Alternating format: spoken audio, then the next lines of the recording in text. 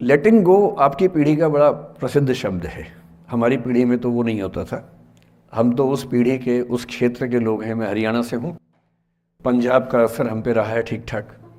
हिंदी भाषी हम लोग रहे हैं। अंग्रेज़ी हालांकि मैं बोल लेता हूँ, कोई चिंता की बात नहीं है, लेकिन हिंदी ही मेरी आत्मा की भाषा है। तो जब मैंने सोचा कि लेटिंग गो, मैंने अपनी टीम से पूछा क्या होता है लेटिंग गो। तो हमारी टीम में कुछ यंग लोग हैं, उन्होंने बताया कि सर ये बहुत महत्वपूर्ण चीज़ है, आप लोग नहीं समझेंगे, हमारी पीढ़ी के लोग समझते हैं इस चीज़ को। लेट गो का मतलब होता है कि छोड़ो, जाने दो। तो मैंने कहा अच्छा, ये तो हमारी पीढ़ी में भी होता था। हम इसके लिए शब्द कुछ और बोलते थे, जैसे मैनू की, तैनू की, छड्डो यार, अरे मटिया दो, अरे भाड़ में जाए, अरे देखा जाएगा, अरे देख लाएंगे।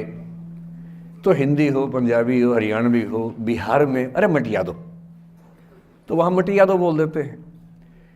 इसलिए अंग्रेजी भाषा में एक मुहावरा आ जाने से ऐसा थोड़ा है कि भारत के लोग उसके बिना काम चला रहे थे। यहाँ भी काम चल ही रहा था लंबे समय से। तो फिर मैंने कहा ये टॉपिक ठीक है, और जिस उम्र के बच्चों को एड्रेस करना है, उस उम्र के बच्चे अक्सर इमोशनल टर्मोइल में रहते होंगे। यही उम्र है जब दिल लगता है, टूटता है, और करियर बनेगा नहीं बनेगा, फेलियर्स मिलते हैं।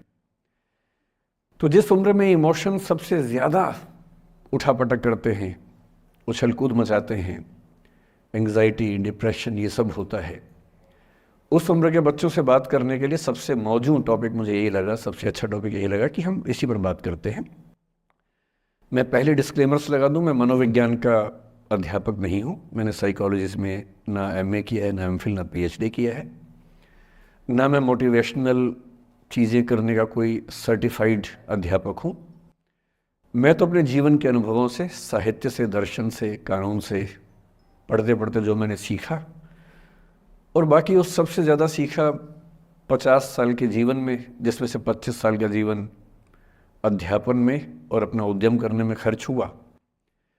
अनुभवों से बड़ा कोई गुरु नहीं होता, तो मैं अनुभवों से सीख के बातें करना पसंद करता हूँ। हालांकि हंसराज कॉलेज का खौफ इतना ज़्यादा होता है कि जब मुझे पता लगा कि मेरा टाइम फिक्स हो गया आने का, मैंने अपनी टीम से कहा कि यार लेटिंग गो भी कोई किताब है तो देखो देखो, मैं देख तो लूँ क्या होता है। तो 2 किताबें उन्होंने भेजी, बड़े भारी भरकम अंग्रेजी ऑथर्स की थी। तो मैंने 4-5 दिन पहले पढ़ना शुरू किया।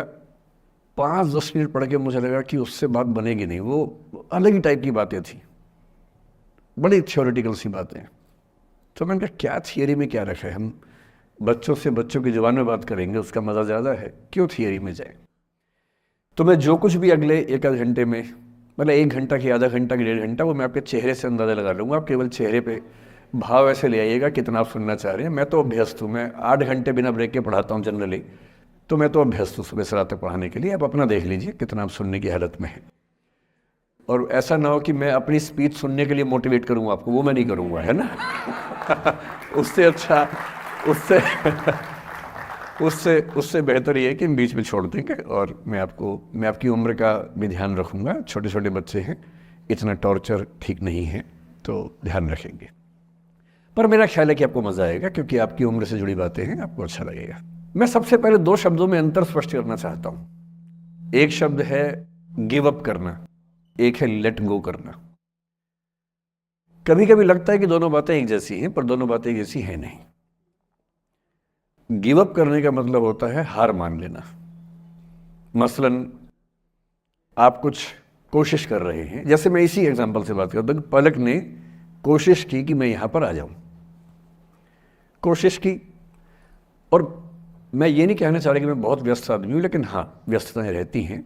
मैं आजकल अवॉइड करता हूँ कि कहीं जाऊँ, क्योंकि पता नहीं पिछले 3 साल में ऐसा क्या हुआ, इन्विटेशंस इतने मुझे आने लग गए हैं। मैं 25 साल से पढ़ा रहा था, कोई पूछता भी नहीं था मुझे। ये कोविड में यूट्यूब में पता नहीं क्या हुआ है, अब पता नहीं कहाँ कहाँ से इन्विटेशन आते हैं। कुछ तो ऐसी जगह से आते हैं जिससे कोई दूर दूर तक मेरा संबंध ही नहीं है। कोई बड़ी कंपनी है, उस कंपनी का इन हाउस प्रोग्राम है, कह रहे हैं वहाँ के मोटिवेट कर। तो मैंने कहा यार मैं कैसे मोटिवेट कर दूँ मैं। तो फिर अब हमने पॉलिसी बनाई है कि जितना कम हो सके उतना कम जाएं। रमा जी का आदेश तो मेरे सर माथे पर है, मेरी सीनियर है, मैं उनको मना नहीं कर सकता हूँ, लेकिन जनरली मैं कोशिश करता हूँ कि ना जाऊँ। अच्छा, मना करना खराब लगता है, तो हम क्या करते हैं कि धैर्य की परीक्षा लेते हैं, जैसे इनके लिए हमने सिंपल पॉलिसी है कि जब कोई बच्चा कहे आने के लिए, उसको बोलो कि सर 3 महीने फ्री नहीं है, 6 महीने फ्री नहीं है, 1 साल चंद्रमा पर गए हुए हैं, कुछ ऐसा वैसा बोल के टालो, किसी का दिल भी ना दुखे और मैं भी अपना समय बचा लूँ। तो हमने इनको बहुत परेशान किया, 3 बार 4, मतलब किया तो मेरी टीम के मेंबर ने, पर मेरे निर्देश पे किया, तो आप उनको मत कुछ कहिएगा, मैंने कहा सर। तो 3 बार 4 बार 5 बार टाला, नहीं हो पाएगा, कोशिश करेंगे, अच्छा देखते हैं, नहीं हो पा रहा है, ऐसे करके। अब इनके सामने 2 ऑप्शंस थे। एक ऑप्शन ये था कि हार मान लेती और अंत में बोलती कि चलिए कोई बात नहीं, दुख हो रहा है हमें, ये होता है गिव अप करना। एक दूसरा चांस भी होता है, दूसरा स्टैंड भी होता है कि कोई चीज़ आप हासिल करना चाह रहे हैं, आपको नहीं मिल रही, मसलन ये मुझे बुलाना चाहिए, मैं नहीं आ रहा, मैं बिना बात के भाव खा रहा हूँ, नहीं आ रहा हूँ। और एक समय के बाद ये इस मूड में आ जाती कि भाड़ में जाओ, नहीं यार तो भाड़ में जाओ, तुम जैसे बहुत देखे हैं, एक ढूंढेंगे 100 मिल जाएंगे तुम्हारे जैसे, क्या समझते हो अपने आप को। और फिर मैं कहता मैं आना चाहता हूँ, कहते नहीं हम नहीं बुलाएंगे आपको। ये होता है लेट गो करना। क्यों किसी को इतना भाव देना है भाई? अगर कोई चीज़ नहीं हासिल हो रही तो भाड़ में जाए, क्यों किसी के लिए फ्रस्ट्रेशन झेलनी है, क्यों परेशान होना है। गिव अप करने में और लेट गो करने में इतना ही अंतर है कि आपने हार मान ली या आपने जेहन से निकाल दिया, दिमाग से ही निकाल दिया।